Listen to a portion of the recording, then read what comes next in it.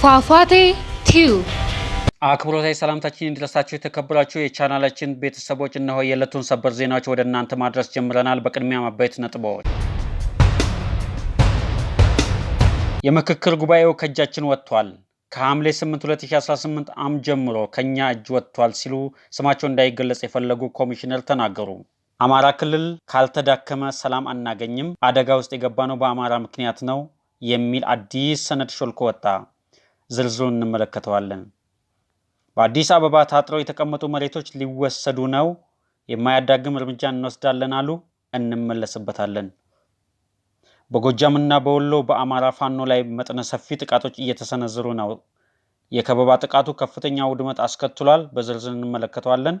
አድማጮቻችን፣ ተመልካቾቻችን ለቻናላችን አዲስ የሆናችሁ ሰብስክራይብ በማድረግ ይቀላቀሉ። መረጃውን ለሌሎች እንዲደርስ ላይክ፣ ሼር በማድረግ ይተባበሩን። ከሐምሌ 8 2018 ዓ.ም ጀምሮ ከኛ እጅ ወጥቷል አሉ አንድ ከፍተኛ ኮሚሽነር። የምክክር ጉባኤው የተመረጡ 8 አጀንዳዎችን ተገፍትረው መንግስት በመረጣቸው አጀንዳዎች ብቻ ላይ ትኩረት መደረጉ ተሰማ። አንድ ስማቸው እንዳይገለጽ የፈለጉ የኮሚሽነሩ ከፍተኛ አመራር እንደተናገሩት ከጉባኤው መጀመር በኋላ እኛ የምናውቀው ነገር የለም፣ ደፍረን ውሳኔ የምናስቀይርበት ሁኔታ ላይ አይደለንም ያለነው ብለዋል። ከህዝብ በተሰበሰቡ አጀንዳዎች ሳይሆን መንግስት በመረጣቸው አጀንዳዎች ብቻ እንዲወሰን መደረጉ በማስታወስ የምክክር ሂደቱ በመንግስት ተጠልፏል የሚል ስሜት እየተሰማኝ ነው በማለት ስጋታቸውን ገልጸዋል። ምክክሩ ከሐምሌ 8 2018 ዓ.ም ጀምሮ ከኮሚሽኑ እጅ ወጥቷል ሲሉ የገጠማቸውን ችግር አስረድተዋል። አክለውም እኛ ጠቅላይ ሚኒስትሩ በተገኙበት መድረኩ በይፋ ከተጀመረ በኋላ የቁጥጥር ሂደቶቹ ይቀንሳሉ ብለን ተስፋ ብናደርግም ጫናው ይበልጥ ተጠናክሮ ቀጥሏል በማለት ኮሚሽነሩ ውስብስብ ችግሮች እንዳሉበት ገልጸዋል። የኢትዮጵያ አገራዊ ምክክር ኮሚሽን ጉባኤውን ለሁሉም መገናኛ ብዙሃን ክፍት ለማድረግ ቢወስንም ከላይ በመጣ ትዕዛዝ የተወሰኑ ለመንግስት ቅርበት ያላቸው ሚዲያዎች ብቻ እንዲገቡ መደረጉ ገልጸዋል። ህዝቡ ቀድሞም ቢሆን በኮሚሽኑ የስራ ሂደት ጥርጣሬውን ሲገልጽ እንደነበረ አስታውሰው የምክክር ሂደቱ አመኔታ ያጣል የሚል ስጋት እንዳላቸው ተናግረዋል። ይሁን እንጂ ኮሚሽነሮቹ በተቻላቸው መጠን ግልጽነት ለመፍጠር ሲሞክሩ እንደቆዩ ገልጸዋል ሲል ኢሳት የህዝብ ድምፅ ዘግቧል። አማራ ካልተዳከመ እኛ ሰላም አናገኝም፣ አደጋ ውስጥ የገባነው በአማራ ምክንያት ነው ብሎ የሚያምንና እጅግ በጥላቻ ፖለቲካ ያበደ ህወሓት በሰሜን ጎንደር የቀጠናውን የጸጥታ ሁኔታ ሊያናጋ የሚችል የህወሓትና የቅማንት ታጣቂዎች የጋራ ወታደራዊ ግዳጅ ንድፈ ሀሳብ ሰነድ ይፋ ሆነ።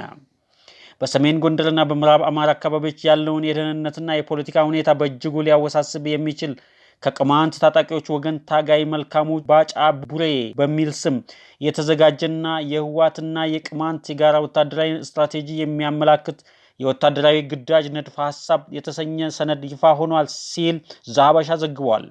ይህ ሰነድ በትግራይና የቅማንት ኃይሎች በሰሜን ጎንደር በተቀናጀ ሁኔታ 5 ዋና ዋና የጦር ግንባሮችን በመክፈት አካባቢውን ለመቆጣጠር ያቀዱበትን ዝርዝር ወታደራዊ ስምሪት፣ ስትራቴጂካዊ ቦታዎችና ኢላማ የተደረጉ ከተሞችን በግልጽ ያስቀምጣል።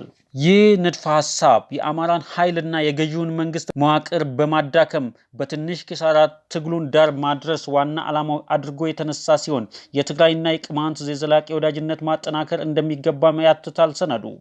በሰነዱ ዝርዝር መግለጫ መሰረት ወታደራዊ ውጊያው የሚመራው በህወሓት አርሚ 13 እና አርሚ 7 በተባሉ ኃይሎች አስተባባሪነት ሲሆን አብዛኛው የሰው ኃይል የቅማንት ማህበረሰብና የተወሰነው ደግሞ ከምዕራብ ትግራይ የተፈናቀሉ ተፈናቃዮችን በመመልመል 5 ግንባሮች ይከፍታል።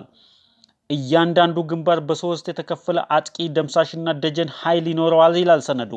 የመጀመሪያው የደባዚን ቀጠና ኃይሉ ወደ ዲባባ፣ ደለጎ እና ቴዎድሮስ ከተማ በማቅናት ከቤኒሻንጉል ጉሙዝ ኃይሎች ጋር ስትራቴጂካዊ ትስስር በመፍጠር ይጓዛል ብሏል።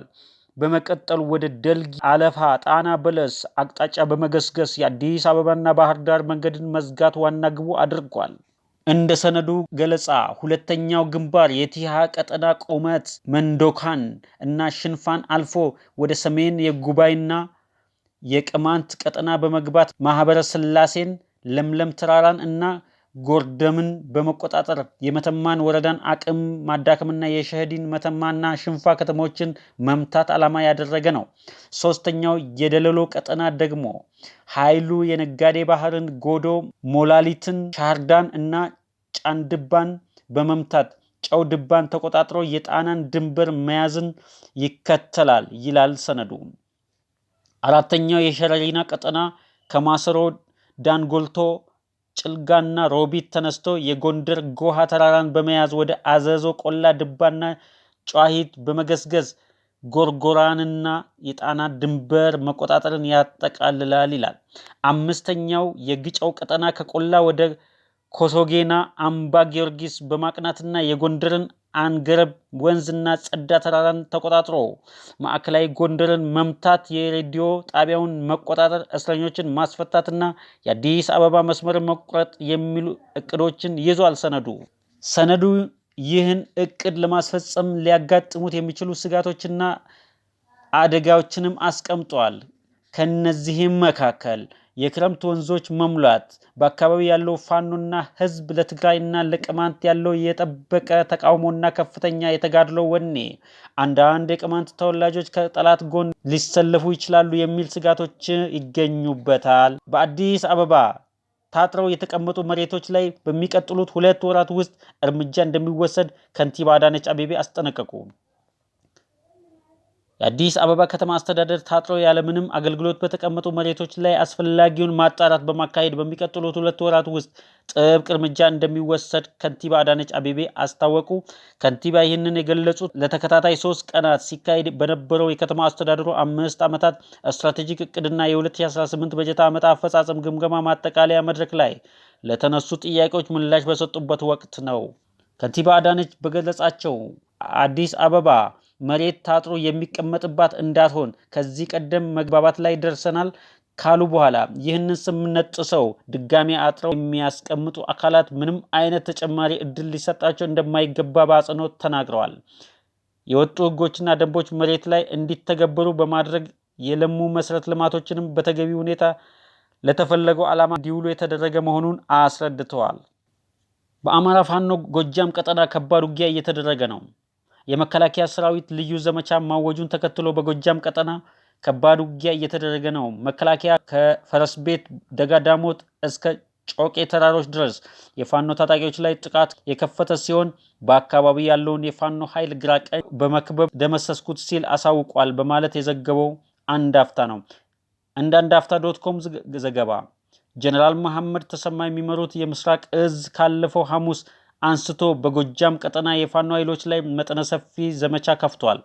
የፋኖ ጠንካራ ይዞታዎች ላይ ያነጣጠረና ፋኖን ያለበት ቦታ ድረስ ሄዶ የመምታት ኦፕሬሽን በከባድ ሰብአዊና ቁሳዊ ኪሳራ ታጅቦ ቀጥሏል።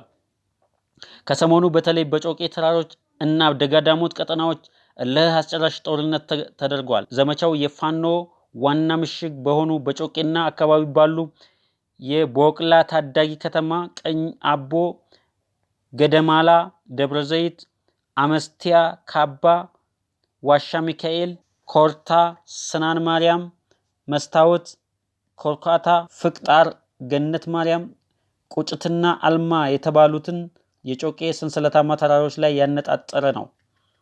በሰሜን ወሎና በደቡብ ወሎ ውጊያው በተመሳሳይ ተጠናክሮ ቀጥሏል። በራያ ቆቦ አካባቢ ለየት ያለ የኃይል እንቅስቃሴ ታይቷል። በአምባሰል ተራሮች ላይ ያሉ የፋኖ ኃይሎችን ለመክበብ የመንግስት ኃይል በተንታ፣ በደላንታ፣ በውጫሌና በሌሎች በተለያዩ አቅጣጫዎች ከበባ አድርጎ ጥቃት የከፈተ ሲሆን ከፍተኛ ሰብአዊና ቁሳዊ ኪሳራ መከላከያ ላይ የደረሰበት መሆኑ እየወጡ ያሉ መረጃዎች ይጠቁማሉ። በሸዋ ቀጠና አንጨቆረር ከተማ የነበረው የአድማ ብተና ካምፕ በድንገት በፋኖ በመከበብ ከፍተኛ የሆነ ጉዳት በአድማ ብተና ኃይል ላይ መድረሱ ታውቋል። በሰሜን ሸዋ ቀጠና የፋኖ መሪ የነበረ ወደ መንግስት ገብቶ የጸጥታ ምክትል ኃላፊ የሆኑት አቶ ተስፋዬ ጌታቸው የሚባሉ ግለሰብ ላይ በደብረ ብርሃን ከተማ እርምጃ እንደተወሰደባቸው ተገልጿል። አድማጮቻችን፣ ተመልካቾቻችን ለቻናላችን አዲስ የሆናችሁ ሰብስክራይብ በማድረግ ይቀላቀሉ። መረጃው ለሌሎች እንዲደርስ ላይክ፣ ሼር በማድረግ ይተባበሩን። ሰናይ ጊዜ